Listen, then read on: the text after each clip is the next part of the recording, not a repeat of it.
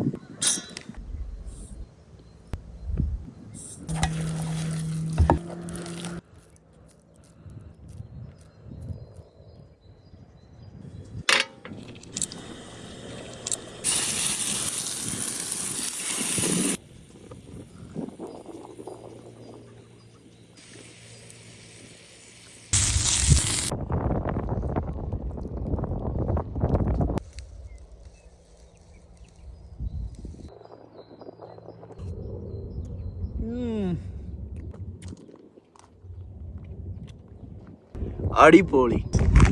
So if you like the video, please do subscribe and also like so that I know that you guys are enjoying the video so I can keep on making the same videos for you.